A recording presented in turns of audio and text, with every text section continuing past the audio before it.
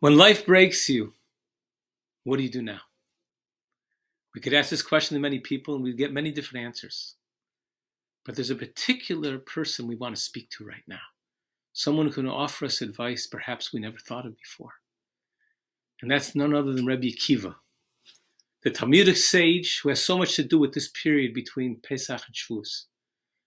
As we know, the Talmud tells us that 12,000 pairs of students died between Pesach and Shavuos because they were not noyegu kavod zeh lezeh. They didn't have proper respect for each other. Without discussing what that means exactly, let's focus on Rabbi Akiva. Rabbi Akiva, as we know, was an Haaretz. He was someone who was unlearned to the point that the Talmud tells us that he wanted to bite the neck of Talmidei Chacham, of Torah scholars. He had such an envy. He was so jealous of them. Finally, when he was 40 years old, he went to learn. And he learned and learned and learned for 24 years, till he was 64 years old. He had 24,000 Talmidim, 24,000 students. He was the master of every Jewish scholar in the world, the Gadol Hador. And during this period, these students died. His life's work for 24 years, the Mesiras Nefesh, what he did to learn Torah, to start at 40 years old, which reached its apex in these students, was completely wiped out, obliterated. What was he to do? We can understand how he would be devastated, how he'd be forlorn, how he would be broken to the point where he would say, what can I do now? I worked so hard, I gave so much, I created something the world didn't have. And yet it's all gone. Hashem took it all away. Maybe it's time to retire. Maybe it's time to just sit and study for myself now. That's not what Rabbi Akiva did.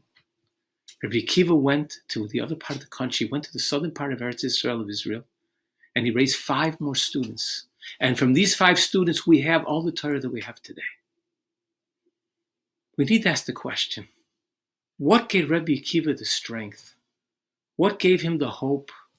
What gave him the courage?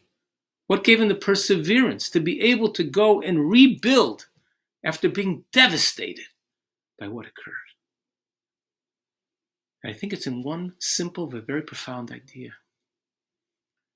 When we look at our accomplishments in life or failures, we see it as a very personal issue. We see that we accomplished and therefore we feel very good about it. It's me. And if we failed, we feel the opposite. But what if we defined ourselves in different terms? What if instead of talking about me, we talked about Hashem?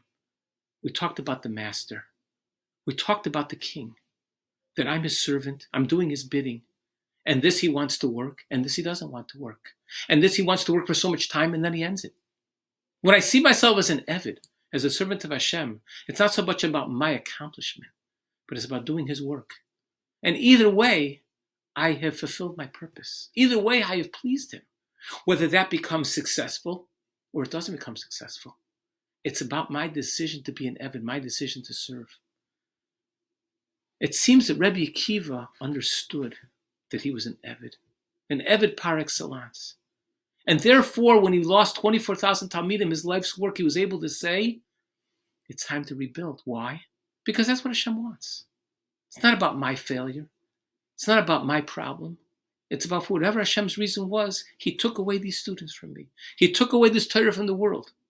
But my job is to rebuild. There was another famous Talmudic sage who wrote an entire sefer. He wrote an entire book on darshing all the esim in the Torah. The word es is a grammatical structure that seems to include something which wasn't explicitly stated in the verse. And when he came to the pasuk es Hashem Elkecha tireh, that you should fear Hashem, and that was coming to add something not in the verse, something to be marbe, he said, I can't go anywhere. Because what could be comparable to fearing Hashem? And therefore he took the entire work that he created, the entire work of the whole Chumash, of explaining all the times this S came up, this grammatical structure came to include something which wasn't explicit, and said, it's not true. The entire book's not true because one, I can't fit in. And he said the famous words, Keshem she'ekabel schar al adrisha, ekabel schar al aprisha.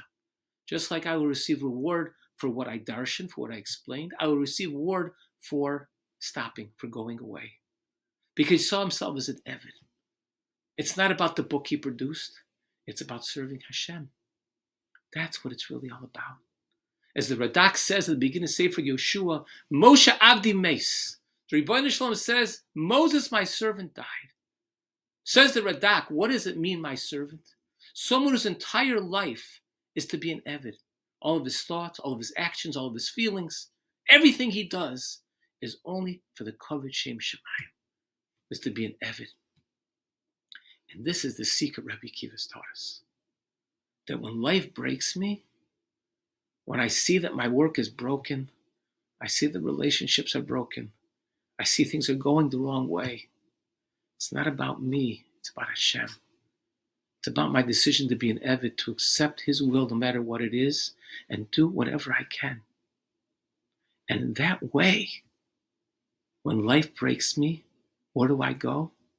I go deeper to the understanding of who I am, of what I am as a Jew. I'm not just a person out there doing things. I'm a person who's living with Ratzon Hashem.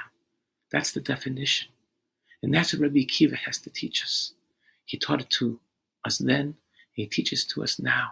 And it's something which can be fit into every one of our lives, because we all have those moments where we feel broken. We all have those moments where things aren't working. We all have those moments where we feel despondent and despair.